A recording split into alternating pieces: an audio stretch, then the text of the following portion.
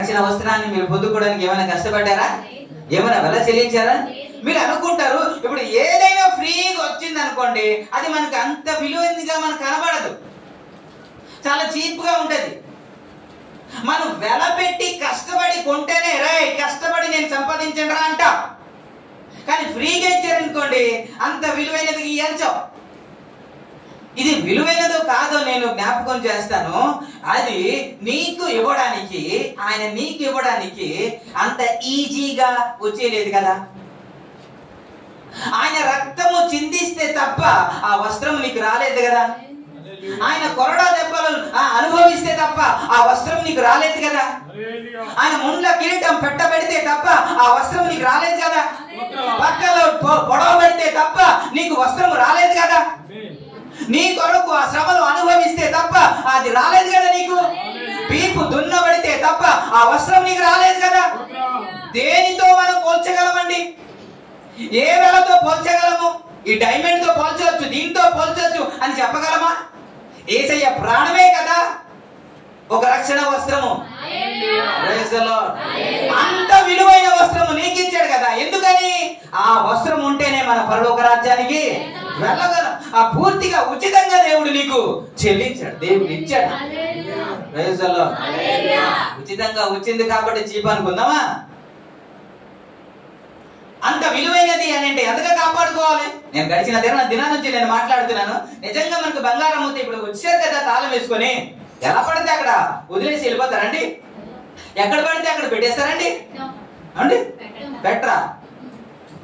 ఇప్పుడే ₹1,00,000 దాటింది. ఎంత? లక్ష? ఊరికే రాదని గోల్బాల్ చేస్తుంటాడు. కాబట్టి ఎక్కడ పడితే అక్కడ పెట్టం. పోనీ ఇనుము ఉందనుకోండి, అక్కడ భద్రంగా బీరులో దాటి లాక్ చేసేస్తారా? ఏమన్నా?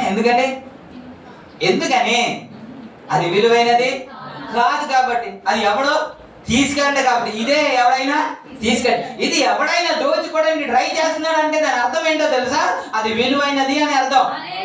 స్తోత్రం. అది విలువైనది అని నీకు అర్థమైతే నువ్వు ఎంత జాగ్రత్త పడాలో నీకు అదే.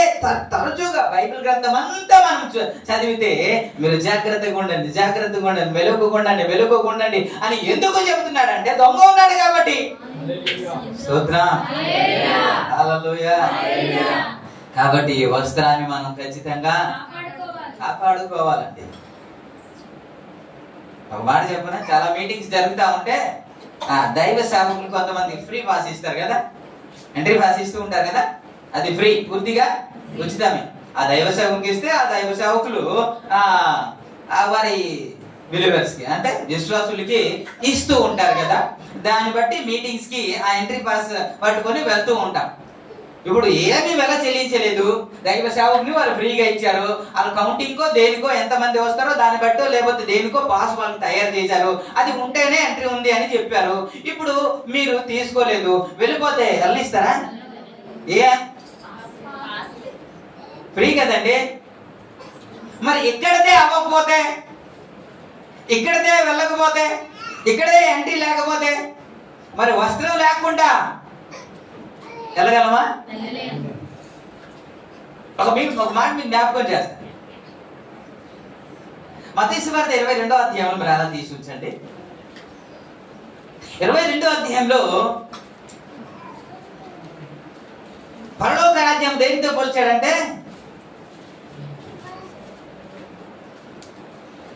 2వ వచనం, పరలోక రాజ్యం కుమారుని పెండ్లి విందు చేసిన ఒక రాజును పోలి ఉన్నది. ఓకే చాలు. పరలోక రాజ్యము తన కుమారుని పెండ్లి విందు చేసిన ఒక రాజును పోలి ఉన్నది అన్నమాట. ఇప్పుడు 11వ వచనం చదువుదాం. అంతట రాజు వీని కాళ్ళు చేతులు కట్టి చీకటిలోనికి త్రోసివేయండి, అక్కడ ఏడ్పులు పండ్లు కొరకటి ఉండునని పరిచారకులతో చెప్పాను. ఓకే, ఏంటి మీరు బాగా చదవండి, మళ్ళీ చదువుతున్నాను. అంతటా రాజు వీని కాళ్ళు చేతులు కట్టి వెలుపల చీకటిలోనికి త్రోసివేయుడి, అక్కడ ఏడ్పులు పండ్లు కొరుకుటయు ఉండును అంటే ఇది ఏమంటారు? ఇది నరకం కాదండి, అది ఏడుపే ఉంటది. పట్ట పట్ట పట్ట పట్ట కొరుక్కోవడం తప్ప ఇంకేం చేసేది, ఏడవడం తప్ప ఇంకేం చేసేది లేదు. అగ్నిలోనే. నేను ఈరోజు ఒక వీడియో అనుకుంటాను చూశాను. అగ్ని అదే కాలుతుంది, అది చిన్న ఐరన్ బాక్స్ లా ఉంది, బాగా మంట కాలుతుంది. ఒక మేక లోపలికి దూరిపోతుంది, లాగుతుంటే మళ్ళీ దూరిపోతుంది, లాగుతుంటే మళ్ళీ దూరిపోతుంది. ఏంటో నాకు అర్థం ఉండదు. అది అంటే ఏమంటారు, ఎడిట్ చేశారా ఏంటో నాకైతే తెలియదు కానీ, సో ఆ విధంగా అది గొర్రె కాబట్టి, అది మేక కాబట్టి, అది జంతువు కాబట్టి దానికి తెలియట్లేదు, కాలిపోతుంది. దేవునికి స్తోత్రం. హల్లెలూయా. ఏ మంటలోనైనా ఏ అగ్నిలోనైనా కొన్ని సెకండ్లోనే కాలిపోతారు, కొన్ని సెకండ్లోనే చనిపోతారు. మరి ఇలాంటి పరిస్థితి లోకంలో ఉంటుండగా ఆ అగ్నిలో మాత్రము అగ్ని ఆరదు, పురుగు చావదు. యుగ యుగములు కాలుతోనే ఉండాలి, యుగ యుగములు కాలుతోనే ఉండాలి. అయితే అందుకే ఆ మంట ఉంటది, అది మంట ఆరిపోదు, మనం కాలుతూ ఉంటాం. ఏంటి అంటే ఏడుపును పట్ట పట్ట పట్ట పట్ట పట్ట కొరుకుతోడం తప్ప ఇంకొకటి అయితే లేదు. అక్కడ పడిన తర్వాత మరలా బయటికి రావడానికి ఛాన్సే లేదు. దేవునికి స్తోత్రం. ఇప్పుడు వీళ్ళు కాలు చేతులు కట్టేయండి అన్నారట. ఈ కాలు చేతులు కట్టేసి మీరు లోపల పడేయండి అని చెప్పాడు. ఇది నరకం కాదా లేకపోతే ఇంకేమంటారా అంటే? నరకమేంటారా? పోనీ ఏ తప్పు చేశాడు అయినా? ఏం తప్పు చేసి ఉంటాడు మీరే చెప్పండి, ఒకసారి ఆలోచించండి. కిందకి దించకుండా పైకి ఏ తప్పు చేసి ఉంటాడు? ఏమండి ఆలోచించండి. ఏం తప్పు? ఏదో భయంకరమైన పాపం చేసి ఉంటాడా? ఏమంటే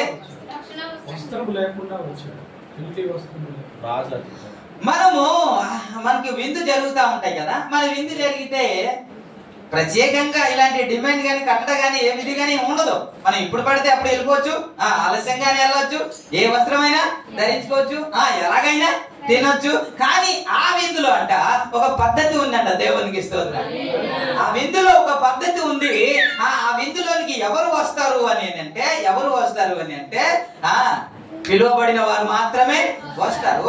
ఈ పిలువబడిన వారు మామూలుగా రారంట. ఒక బ్యాండ్ వాయించే వారికి ఎలాగైతే ఒక వస్త్రం ఉంటుందో, కీబోర్డ్ వాయించేటప్పుడు మీటింగ్ లో ఎలాగైతే వస్త్రం ఉంటుందో, అలా ఫైర్ లో నిలబడేటప్పుడు కదా, స్కూల్లో ఎలాగైతే యూనిఫామ్ ఉందో అలాగే వీరికి కూడా ఒక వస్త్రం ఉంటదంట. ఆ వస్త్రము ధరించుకుంటేనే లోపలికి రావాలి. దేవునికి స్తోత్రం. హల్లెలూయా.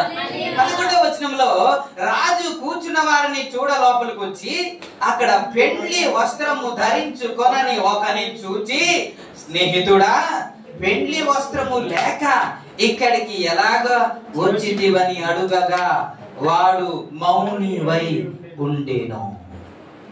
ఎందుకు మౌనంగా ఉండిపోయాడు?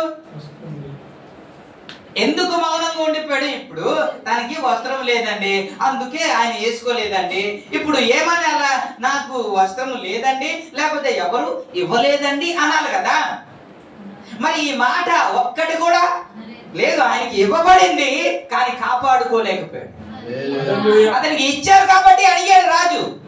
ఇవ్వకపోతే రాజు అడగడు కదా, ఈ వస్త్రం ఎక్కడా, నీకు ఇచ్చాం కదా, వేసుకొని రాలేదే, వస్త్రం వేసుకుంటేనే ఇక్కడ ఉండాలి కదా అని రాజు అడుగుతుంటే మాటలు లేవు. ఎందుకని? వస్త్రం అయితే ఇచ్చారు, తీసుకున్నారు కానీ దాన్ని జాగ్రత్తగా కాపాడుకోలేకపోయాడు. స్తోత్రం. హల్లెలూయా. ఎవరైతే వస్త్రాన్ని కాపాడుకోలేకపోయారో వారి గురించే మాట్లాడుతున్నమాట. వీడి కాలు చేతులు కట్టేసి ఇక్కడేసేయండి. అందుకే ఇది తీవ్రంగా దేవుడు మాట్లాడుతున్నాడు. వస్త్రమును చాలా జాగ్రత్తగా మనము కాపాడుకోవాలి.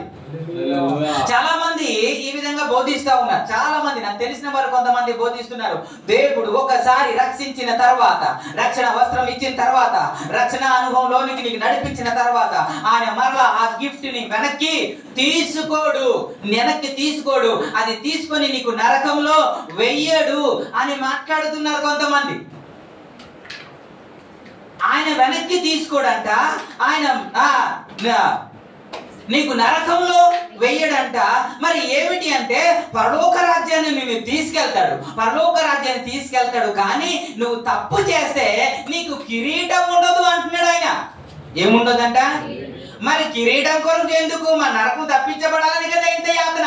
ఈ ఉపవాసములు, తర్వాత తరచుగా దేవుని సన్నిధికి రావడం, ఈ కష్టము, నీతి, యథార్థత, పరిశుద్ధత, ప్రార్థన, ఇవన్నీ ఎందుకండి? ఈ కష్టములన్నీ హ్యాపీగా ఎంజాయ్ చేసుకుంటే ఒకసారి రక్షించబడ్డం డైరెక్ట్ గా పరలోక రాజ్యానికి వెళ్ళిపోతాం కదా. ఆ కిరీటం ఉంటే ఏంటి, లేకపోతే ఏంటి? ఆ దేవుని సన్నిధిలో మనకు చోటు దొరికిందా లేదా అని చూసుకుంటే సరిపోద్ది కదా. ఈ బాధలన్నీ ఉండవు కదా. హ్యాపీగా మనం చేయాల్సిందంతా చేసేవచ్చు కదా. భయంకరంగా బోధిస్తున్నారు నిజంగా. కానీ ఒక్కసారి రక్షించబడిన తర్వాత మన పరలోక రాజ్యానికి వెళ్ళిపోతే, ఆయన వెనక్కి తీసుకోకుండా, ఆయన నరకంలో పడవేయకుండా నిన్ను డైరెక్ట్ గా కానీ తీసుకెళ్ళిపోతే, నువ్వు పాపం చేసిన, తప్పు చేసిన, అవిధేయత చూపించిన నిన్ను తీసుకెళ్ళిపోతే, మరి ఇవన్నీ మనకి అక్కర్లేదు కదా. అవసరమా? ఎవరు నచ్చినట్టే అది చేయవచ్చు కదా. ఇంత ప్రయాసం ఉండక్కర్లేదు కదా. ఇంతగా చెప్పినప్పుడే నీతిగా, యథార్థంగా. ఒకవేళ అలాగే అయితే యేసు ప్రభు వారు మీరు మెలుకోకుండి మీ వస్త్రమును కాపాడుకోవాలని ఎందుకు తీవ్రంగా మాట్లాడారు? ఎందుకు అంత సీరియస్ గా మాట్లాడతాడు ఆయన? ఒకవేళ వస్త్రమే కానీ కాపాడుకోపోతే మన పరలోక రాజ్యం వెళ్ళిపోతే మరి ఇక్కడ ఎందుకు రాజు కాలు చేతులు కట్టేసి నరకంలో పడవేయండి అని చెప్పడం? ఇవన్నీ చాలా తీవ్రతగా దేవుడు మాట్లాడుతుంటే వారు తేలిగ్గా చేసి జనాల్ని మోసం చేస్తున్నారు.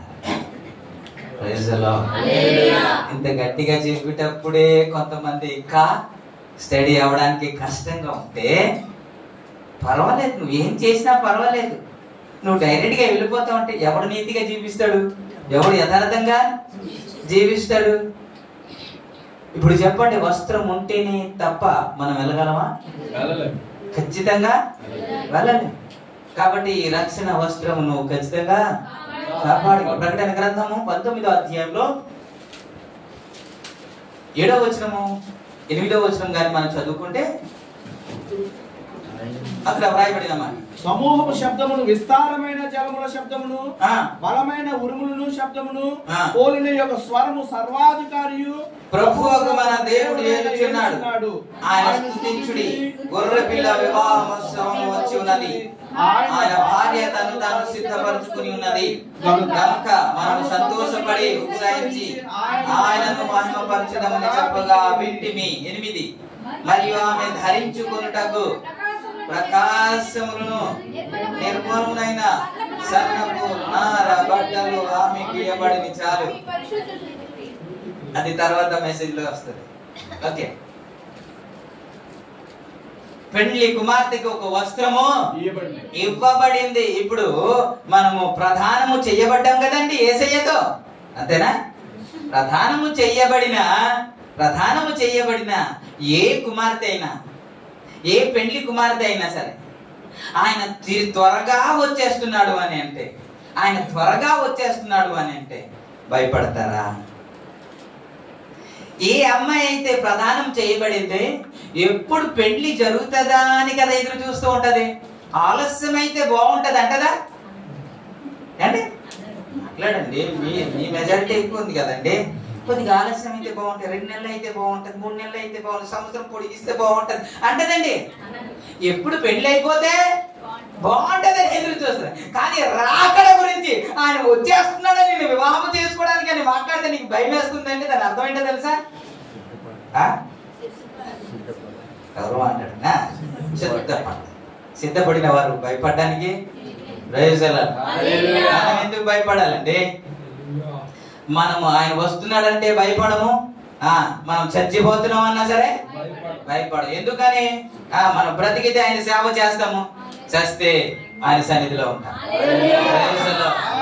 ఈ నిరీక్షణతోనే దైవ సేవకులు హ్యాపీగా చచ్చిపోతున్నారండి ప్రభు కొరకు. వారికి అర్థం కావట్లేదు. ఇంకా జెసికా గారు మాట్లాడుతూ నేను క్షమించేసేదన్నారు. ఇలాంటి మాటలు పలకడానికి ఎవరికైనా దమ్ముందా?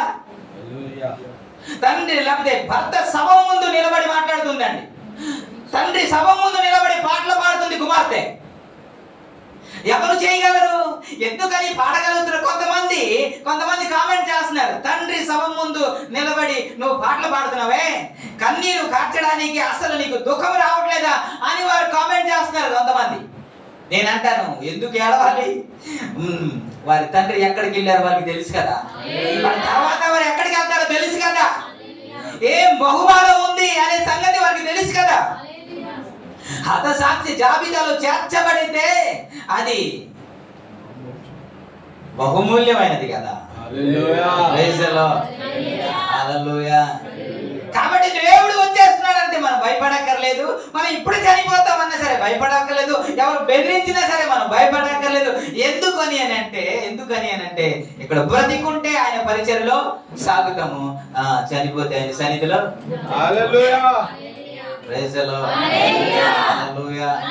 కాబట్టి వస్త్రమును కాపాడుకున్న ఎవరైనా సరే ఆయన వచ్చేస్తున్నాడంటే భయపడడానికి వీల్లేదు. కాబట్టి ఈ వస్త్రాన్ని ఏం చేసుకోవాలి? ఖచ్చితంగా కాపాడుకో. మనం తరచుగా చదువుతున్న లేఖన భాగం ఏంటో తెలుసా? లూకా సువార్త 10వ అధ్యాయంలో 30వ వచనంలో మనం చూస్తాం కదా, ఒక వ్యక్తి యెరూషలేము నుండి యెరికోకు దిగి వెళ్ళుచుండెను అన్నమాట. యెరూషలేము నుండి యెరికో పట్టణమునకు దిగి వెళ్ళుచు దొంగల చేతిలో చిక్కెను. అతని బట్టలు దోచుకొని. చాలు ఏం దోచుకున్నారంట? ఏమంటే బట్టలు దోచుకున్నారంట. బట్టలు దోచుకొనబడకుండా ఉండాలంటే మనం చేయాల్సింది ఏంటో తెలుసా?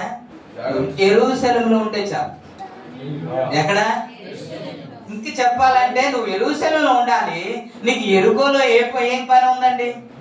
యెరూషలేము దేవుని సన్నిధికి నిలయం. యెరూషలేము దేవుని సహవాసానికి నిలయం. ఇప్పుడు యెరికో శపించబడిన అనుభవంలోనికి సాదృశ్యం.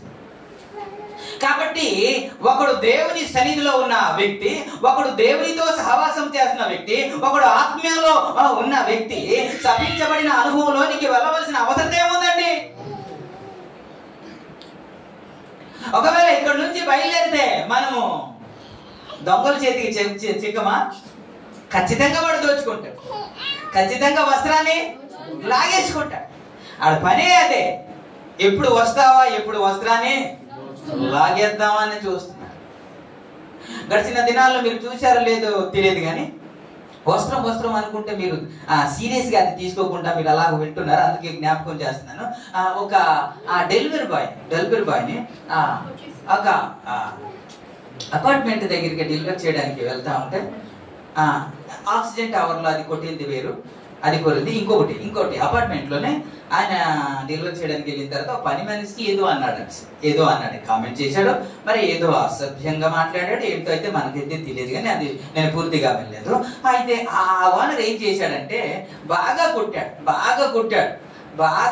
కొట్టిన తర్వాత సారీ సార్ తప్పు అయిపోయింది అనేసి చెబుతున్నా సరే కొట్టి తన వస్త్రం కూడా తీసేశాడు. మొత్తం వస్త్రం తీసేశాడు. వస్త్రం తీసి అలాగే పంపించేస్తూ ఉద్దయ్య కొట్టింది చాలు, నాకు అలా చెయ్యొద్దని బ్రతిమిలాడినా సరే అలా చేయకుండా వస్త్రం తీసి ఆ అవమానాన్ని భరించలేక చచ్చిపోయాడు. ఎందుకు ఈ మాట చెబుతున్నాను అని అంటే, వస్త్రము లేకపోతే ఒక మనిషి ఎదుటికి రాలేని పరిస్థితి అయితే వస్త్రము లేకుండా దేవుని సన్నిధికి ఎలా వెళ్తాం అంటున్నా నేను. వస్త్రం ఇంత అవమానాన్ని తీసుకొస్తే మరి వస్త్రము లేకుండా దేవుని సన్నిధిలో ఎలా? కొంతమంది వస్త్రము దోచుకొనబడినప్పటికీ కూడా వస్త్రం ఉంది అని వారు వెళ్ళిపోతున్నారంట, భ్రమలో వెళ్ళిపోతున్నారు అని ప్రకటన గ్రంథం 3వ అధ్యాయం మీరు చూసుకుంటే లవోదికీయ సంఘం గురించి మాట్లాడుతున్నారు. ప్రకటన గ్రంథం 3వ అధ్యాయము 17వ వచనంలో ఎంత దారుణంగా తిడతాడు చూడండి. దౌర్భాగ్యుడవు, దిక్కుమాలిన వాడు, దరిద్రుడును, గుడ్డివాడును, ఉన్నావని ఎరుగక నేను దిగంబరునే ఉన్నానని ఎరుగక నేను ధనవంతుడను ధనాభివృద్ధి చేసుకుని ఉన్నాను ఏమి కొదువ లేదని నువ్వు చెప్పుకొనుచున్నావు అని లవోదికీయ సంఘం గురించి మాట్లాడుతున్నాడు. నాకు డబ్బు ఉంది, అన్ని ఉన్నాయి, నాకేమీ అనుకుంటున్నావు కానీ నువ్వు దిగంబరుడు అని నీకు తెలియక అనేసి అంటాడు. అంటే వస్త్రం ఎప్పుడో లాగేశాడండి. ఇప్పుడు ఎప్పుడో వస్త్రాన్ని రక్షణ వస్త్రాన్ని తీసేసుకున్నాడు. ఒక మాట మీకు జ్ఞాపకం చేయనా? ఒకసారి యేసుక్రీస్తు ప్రభు వారు తిరిగి లేచిన తర్వాత ఈ 11 మంది అక్కడ ఇక్కడ రూమ్ లో ఉన్నారంట. ఆ గదిలో ఉండేటప్పుడు దేవుడు వచ్చి యేసు ప్రభు వచ్చి దర్శించాడు. దర్శించిన తర్వాత నేనే అని వారితో మాట్లాడి సమాధానం అనే పదాన్ని పలికి ఆయన వెళ్ళిపోయిన తర్వాత అందులో ఒక వ్యక్తి లేడంట. లేడు. ఎవరు? తోమా. ఎక్కడికి వెళ్ళాడో మాత్రం అది రాయబడలేదు. ఎక్కడికి వెళ్ళాడో తెలియదు. వీరందరూ ఇక్కడ ఉంటే, ఈ 10 మంది ఇక్కడ ఉంటే నీకు ఒక్కడికి ఏం పని?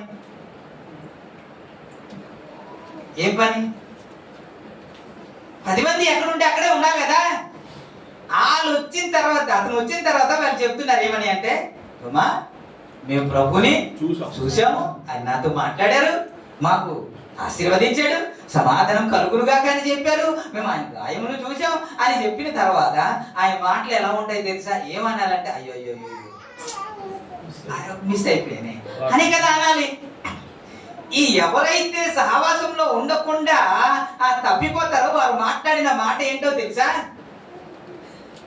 మీరు ఎవరికైనా చెప్పండి, అయ్యా ఈ రోజు దేవుడు నాతో మాట్లాడాడయ్యా, భలే మాట్లాడాడు, బాగా నాకు ఆ ధైర్యాన్ని కలిగించింది అని ఆ వాక్యం గురించి ఎవరైతే రాలేదో వారితో మాట్లాడండి. వారు ఏమని స్పందిస్తారంటే, అయ్యో నేను రాలేదే, అయ్యో రాలేకపోయానే, అయ్యో ఇంత విలువైన మాటలు వెళ్ళలేకపోయానే అని పశ్చాత్తాపం ఏముండదు. ఆ పని ఉండేదండి, అందుకే రాలేకపోయానండి అంటారు. వీడి కూడా మాట్లాడేది ఏంటి అని ఏంటంటే అయ్యయ్యో అనాలి. కానీ మాట్లాడుతుంది ఏంటంటే, మీరు ఎవరినో నమ్మేస్తున్నారు, ఎవరినో చూసేశారు, అసలు మీలాగా నేను కాదు.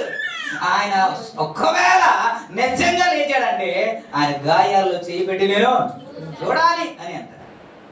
రెండోసారి దేవుడు వచ్చి ఆయన్ని ఏమన్నాడంటే, చూస్తే ఆయన నమ్మనన్నావు కదా, రా ఇదిగో చూడు అని అంటే, అప్పుడు అన్నాడు, నా దేవా నా ప్రభువా అని ప్రభు సన్నిధిలో మోకాలు వేసి అప్పుడు ఏడ్చిన ఫలితం ఉంటది. ఇంత గద్దింపులోనికి రావడానికి కారణం ఏంటో తెలుసా? సహవాసాన్ని విడిచిపెట్టాడు. పరిశుద్ధులు ఎక్కడుంటే పరిశుద్ధులు అక్కడే. మీరు పరిశుద్ధులా కాదా? ఆత్మీయులు ఎక్కడుంటే క్రైస్తవులు అక్కడే ఉండాలి కదా.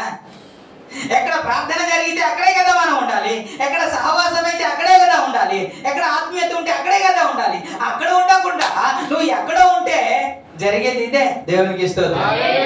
హల్లెలూయా. యెరూషలేములో ఉండాలి.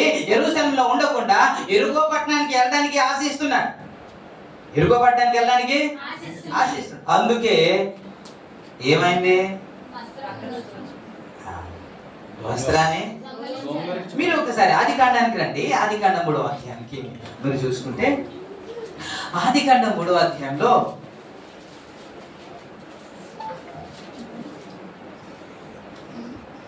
8వ వచనం నుంచి చదువుకుందాం. చల్లబూట ఆదామును అతని భార్యను తోటలో సంచరించున్న దేవుడైన యెహోవా స్వరమును విని యెహోవా ఎదుటకు రాకుండా తోట చెట్ల మధ్యను దాక్కుకొనగా దేవుడైన యెహోవా ఆదామును పిలిచి, నువ్వు ఎక్కడ ఉన్నావు అనేను. అందుకతడు, నేను తోటలోని స్వరము వినినప్పుడు దిగంబరిగా నుంటిని గనుక భయపడి దాగుకొంటిని అన్నమాట. అప్పటి వరకు దేవుని సన్నిధికి వస్తున్నారా లేదా? మాట్లాడుతున్నారా లేదా? సహవాసం చేస్తున్నారా లేదా? మరి ఇప్పుడెందుకు రాలేకపోయారు అని అంటే, మహిమ వస్త్రాన్ని పోగొట్టుకున్నారు. ఏం పోగొట్టుకున్నారు? మోసం చేసాడు అపవాది. ఇది నిజమా అని ప్లాన్ చేశాడు. ఈ నిజమా అని ఒక సందేహాన్ని వారి హృదయంలో ప్రేరేపించాడు. అక్కడ వ్రాయబడిన మాట ఏంటంటే ఆ వృక్షాన్ని చూడగానే మీరు అది చదవండి 6వ వచనంలో, స్త్రీ ఆ వృక్షము ఆహారమునకు మంచిదియు కనులకు అందమైనదియు వివేకమిచ్చు రమ్యమైనదియునై ఉండుట చూచినప్పుడు ఆమె దాని ఫలములో కొన్ని తీసుకొని తిని తనతో పాటు తన భర్తకు ఇచ్చెను. అది చూడడానికి ఎలా ఉంది? అందంగా ఉంది సార్. అది తినడానికి రుచికరంగా ఉంది అని చూచినప్పుడు అటువైపు ఆకర్షించబడింది. దేవునికి స్తోత్రం కదా. ఎప్పుడైతే మన కంటికి ఇంపుగా కనబడుతుందో మనకి కంటికి ఇంపుగా ఉండాలి, మనసుకి హాయిగా ఉండాలి, సంతోషాన్ని ఇవ్వాలి. ఇదే కోరుకుంటాం కదా, ఇదే ఆశించింది హవ్వ. వెళ్ళింది, తిన్నది, ఏమైంది? వస్త్రాన్ని చెప్పండి. ఇప్పుడు దేవుని ఎదుటికి వచ్చి రాగలిగిందా? దిగంబరి అని ఎవడు చెప్పాడు అని అంటే నేను తినొద్దు అన్నమాట. నువ్వు తినొద్దనే ఫలం నువ్వు తిన్నావా అని అంటే అప్పుడు కూడా చెబుతున్న మాట తెలుసు. నేను కాదు. ఎవరు? నేను కాదు.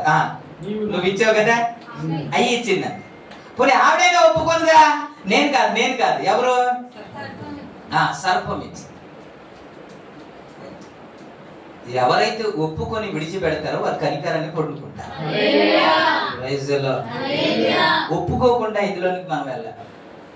మనం ఏదైతే చేస్తున్నామో మనము మనుషులము, ప్రతి ఒక్కరికి బలహీనత ఉంటది. ప్రతి ఒక్కరికి అంటే ఎవరికి ఉండదు అని ఎవ్వరు అనడానికి వీల్లేదు. ఇది రక్త మాంసంలో మనం ఉన్నాం కాబట్టి, మనం శరీరంలో ఉన్నాం కాబట్టి ప్రతి ఒక్కరికి ఏదో ఒక బలహీనత ఉంటది. అప్పుడప్పుడు మనం పడిపోతూ ఉంటాం. పడిపోయినప్పటికీ కూడా మనము అది కావాలని చేయడానికి ప్రయత్నం చేస్తే దేవుడైతే క్షమించడు. కానీ మనము పొరపాటున చేసిన ఆ తప్పిదము ప్రభు సన్నిధిలో ఒప్పుకొని విడిచిపెట్టడానికి ఇష్టపడితే క్షమించడానికి నా దేవుడు ఇష్టపడతాడు. నేను ఒకవేళ వారు గాని పశ్చాత్తాపడి తప్పైపోయింది, నువ్వు తినవుతున్న ఆ పండుని మేము తినేసామని ప్రభు పాదాలు పట్టుకుని బ్రతిమిలాడంటే మరి ఏదో ఒక మార్గం ఉండదేమో, నాకైతే తెలియదు. కానీ వారైతే పశ్చాత్తాప పడలేదు, క్షమించు అని అడగలేదు. వారు చేసిన తప్పును సమర్థించుకుంటున్నారు కానీ ఒప్పుకోలేదు. రాజైన సౌలు కూడా ఎందుకని ఇలా చేశావు అని అంటే ఆయన మాట్లాడుతున్న మాట ఏంటో తెలుసా? జనులు నీ దేవుడైన యెహోవాకు బలి అర్పించడానికి తీసుకొచ్చాడు అంటాడు కానీ అది తప్పు అయిపోయింది అని ఒప్పుకోవట్లేదు. అదే సందర్భం, అదే పాపము దావీదు చేసిన తర్వాత, అయ్యా నేను పాపము చేశానయ్యా, నీ దృష్టికి పాపము చేశాను, నేను తప్పు చేశాను, నా రక్షణను తీసివేయకు, నా ఆనందాన్ని తీసివేయకు, నాకు హిమము కంటే తెల్లగా కడుగు అని ప్రభు సన్నిధిలో ప్రార్థన చేస్తాడు. దేవునికి స్తోత్రం. హల్లెలూయా.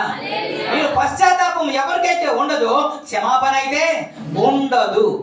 క్షమాపణ ఉండదు. దేవునికి స్తోత్రం. హల్లెలూయా. అక్కడ 21వ వచనంలో రాయబడిన మాట ఏంటో తెలుసా?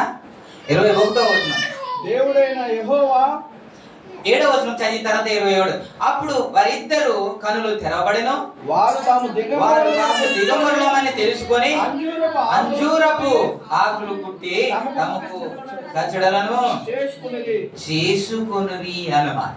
ఆకులు కట్టుకున్నారు.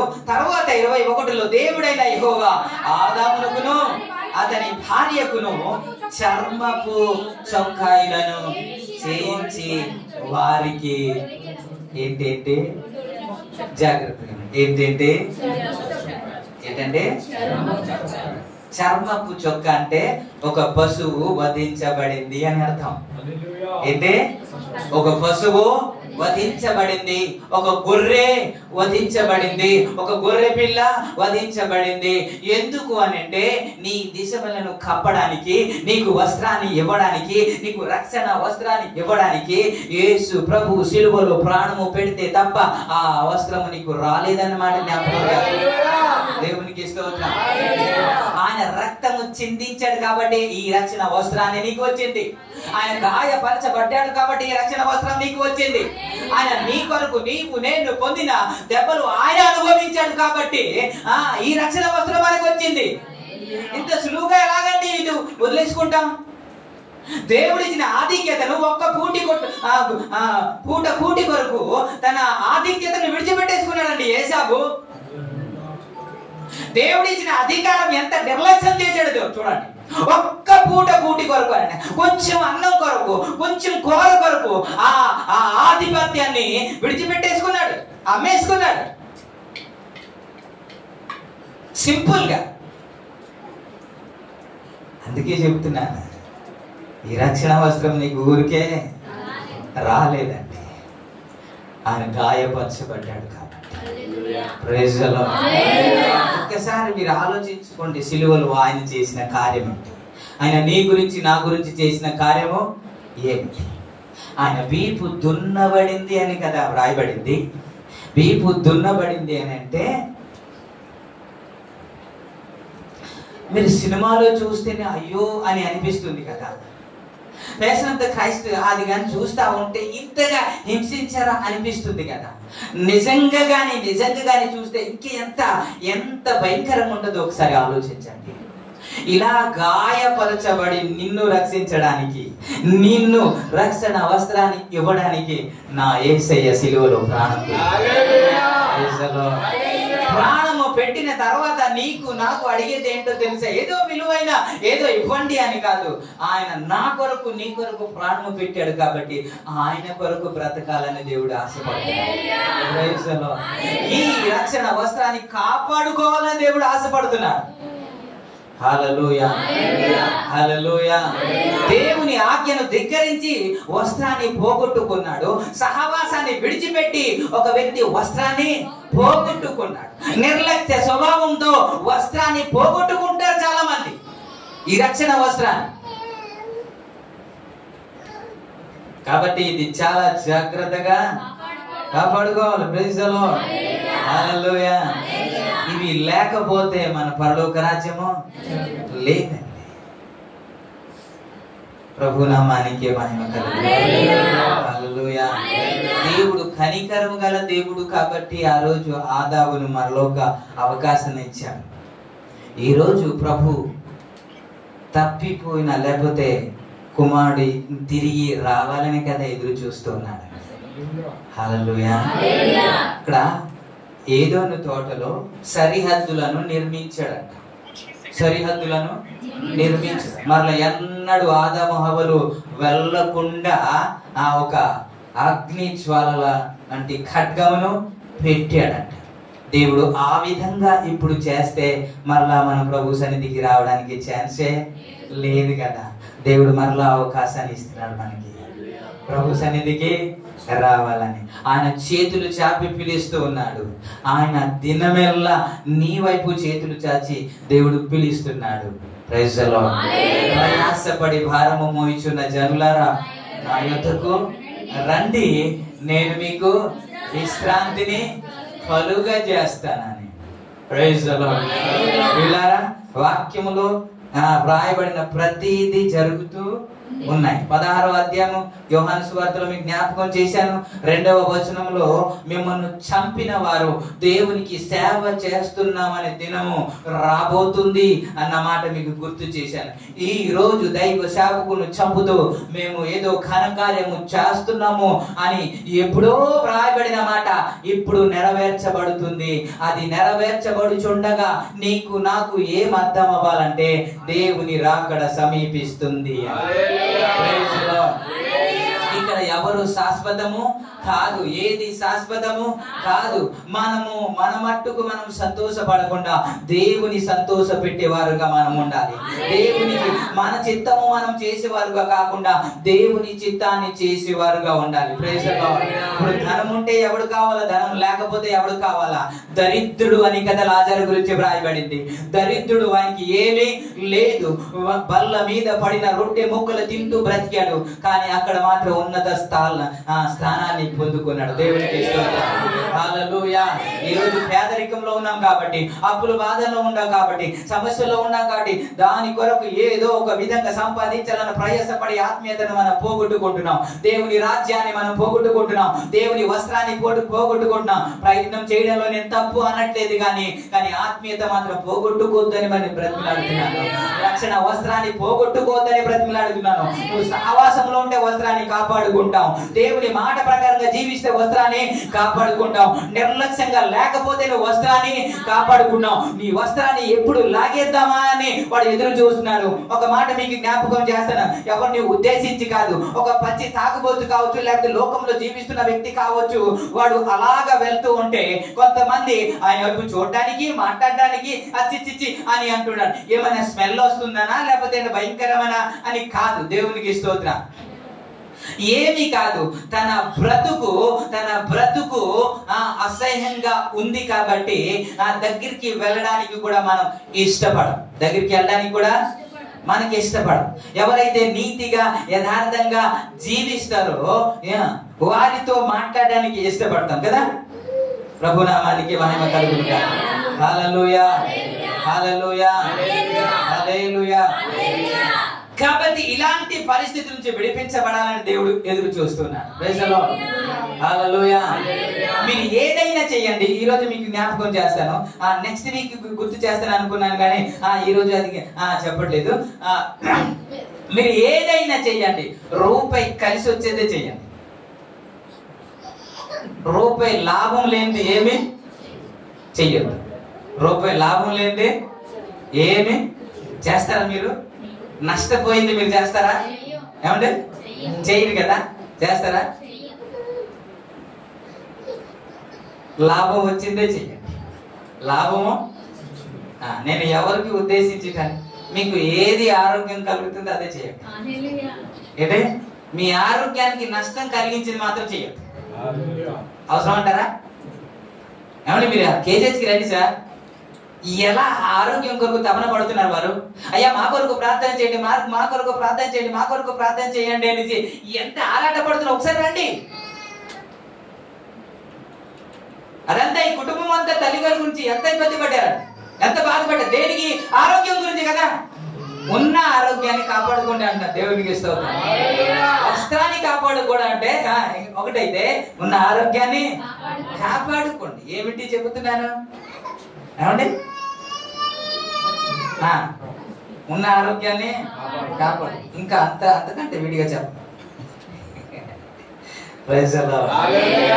మీకు మంచి ఇంకోటి చెప్పనండి. మీరు అనారోగ్యం పాలైతే బాధపడింది దైవ సేవకులే. మీరు అప్పుల పాలైతే బాధపడేది దైవ సేవకులే. మీరు ఆశీర్వదించబడితే సంతోషించింది దైవ సేవకులు. ఏ విశ్వాసి బాధపడుతూ ఉంటే ఏ పాస్టర్ గారు సంతోషిస్తాడండి? ఎవడు? దాని కోరే మిమ్మల్ని ప్రేమించి మాట్లాడుతున్నాను. Praise the lord. హల్లెలూయా. లోకానుసారంగా ఏదైతే అందంగా కనబడుతుందో అదన్నీ మనకు అనారోగ్యమే తీసుకొస్తుంది. అనారోగ్యమే తీసుకొస్తుంది. ఆరోగ్యాన్ని ఇచ్చేది ఏది కాదు. నా తమ్ముడి గురించి చెప్పాను కదా మీకు. ఆ మాట చెప్పి నేను ముగిస్తాను. నా తమ్ముడి గురించి నేను చెప్పాను కదా. చెప్పానా? చనిపోయాడని చెప్పాను కదా. చనిపోయాడని చెప్పాను కదా. పచ్చి తాగొద్దు. భయంకరంగా తాగి నేను తాగొద్దురా అంటే ఇల్లైనా వదిలేసి వెళ్ళిపోతాను కానీ తాగుతానని. కొంతవరకు బాగానే ఉంది. ఏం కాదు. ఇప్పుడు ఏమవుదు?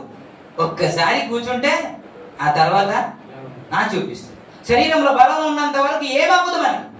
శరీరంలో బలం తగ్గిన తర్వాత దాని ప్రభావం చూపిస్తుంది. అప్పుడు ఎప్పుడైతే అనారోగ్యం వచ్చిందో గుంటూరులో ఉన్నాడు. ఆ గుంటూరులో నుంచి నాకు ఫోన్ వచ్చింది, మీ తమ్ముడిని తీసుకెళ్ళిపోయాడు. తీసుకొచ్చాం. 2 నెలల్లో ఉంది టైం. తీసుకొచ్చాం. కేజీహెచ్లో జాయిన్ చేసాం. కేజీహెచ్లో చెప్పారు మీరు ఎంత ఖర్చు పెట్టినా సరే ఇంకా బ్రతకడానికి. లివర్ పాడైంది. అప్పటి వరకు నీకు బాగాలేదు కదరా, నీ పరిస్థితి బాగాలేదు కదరా, నా దగ్గర ఉండరా, నువ్వు ఉంటే నేను బాగు చేస్తాను, నీకు ఎంత ఖర్చు అయినా సరే ట్రీట్మెంట్ చేయిస్తానంటే నువ్వు చెప్పేదేంటి అన్నాడు. వెళ్ళిపోయాడు. ఆ తర్వాత అటు నుంచి వచ్చి డాక్టర్ చెప్పిన తర్వాత అన్నయ్య నాకు బాగు చేయవా, నేను నీతోనే ఉండిపోతాను అన్నాడు. చెప్పండి, నేను డాక్టర్నా? పోనీ నేను దేవుడినా? నేను ఏమైనా చేయగలనా? చూస్తూ ఉండగా చచ్చిపోయాడు. చచ్చిపోవడానికి వాడికి అలవాటే. వాడు చచ్చిపోతాడని తెలిసినప్పుడు కూడా తాగడం మాత్రం మానేవాడు కాదు. నా తమ్ముడి గురించి చెప్తున్నాను సుమా, ఎవ్వరి గురించి కాదు. మా ఇంటికి వచ్చి అడగండి, అదే చెప్తారు సాక్షి. నా తమ్ముడి గురించి చెప్తున్నాను.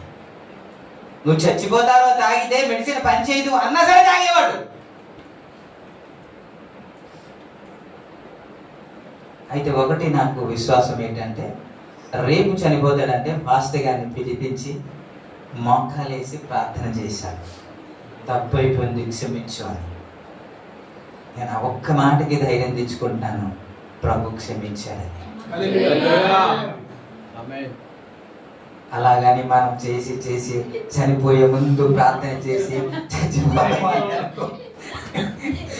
ఒకప్పుడు నా మాట నేను అనుకునేవాడిని, ఇప్పుడే ఎంజాయ్గా తిరిగేసి బాగా ఎంజాయ్ చేసి యేసు ప్రభు వచ్చేటప్పుడు మారు మనసు పొంది ఆ పరలోక రాజ్యానికి వెళ్ళిపోవచ్చండి. ఈలోగా నువ్వు డబ్బా కొడితే యేసు రక్తం వేసి ఎప్పుడు ఎవరో ఎలా తెలియదు కదా. అందుకని మనం రెడీగా దేవునికి స్తోత్రం. మన వస్త్రాన్ని కాపాడుకోవడం అంటే ఏంటో తెలుసా? పాపంలో పడిపోకుండా చూడటం. దేవునికి స్తోత్రం. పాపంలో పడితే వస్త్రాన్ని పోగొట్టుకున్న, దేవుని మాటను ధిక్కరిస్తే వస్త్రాన్ని పోగొట్టుకున్న, దేవుని సహవాసాన్ని వదిలిపెడితే ఆ వస్త్రం లేకపోతే దేవుని సన్నిధికి మీరు ఈ మాటలు దేవుడు ఆశీర్వదించుగా. కలుమేసుకుందాం.